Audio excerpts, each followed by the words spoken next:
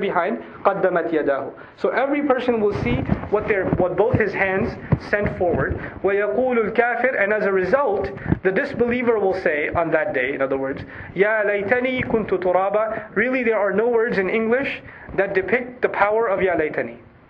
This is one of the problems of translation, that in modern language we are much less articulate than in ancient languages.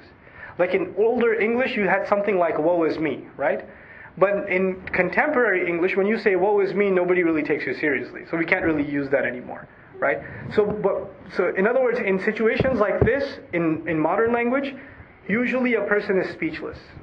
Ya laytani, the closest thing in our times, is a person who is so sad and so scared and so overwhelmed that they don't have any words.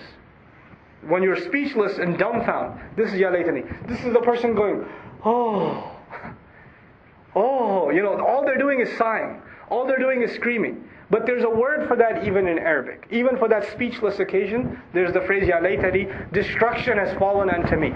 Or upon me. But the person who destruction has fallen upon won't be able to say these words, except, the way Allah is describing is the emotion that is going to be of that person. Kuntu turaba, if only I had been reduced to nothing but dust. If I was nothing but dust.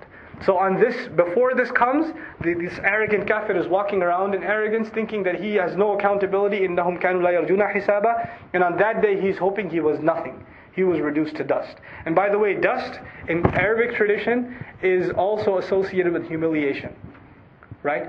So to put dust on someone, or to kick dust in someone's face, right? These are expressions of humiliating someone. So the last thing the person wants is to be associated with dust, this kafir, because his ego doesn't want to be associated with dust. But here, when Allah Azza wa Jal, he faces Allah Azza wa Jal on that day, he is wishing he was that humiliated. He was like dust. He was reduced to nothing. Now finally, inshallah ta'ala, like I said, we're going to conclude with how the beginning of a surah correlates to the end of the surah, and we're done inshallah. And it's very brief. These are notes I've taken from Shaykh Fadl Salih al-Samirai, who's done a remarkable work on the cohesion of surahs. Amma yatasa'alun, in the beginning. What are they asking each other about? So the kuffar were adamant and arrogant and, in disregard of the reality of the hereafter. So they're casually talking to each other. And at the end, what's their state?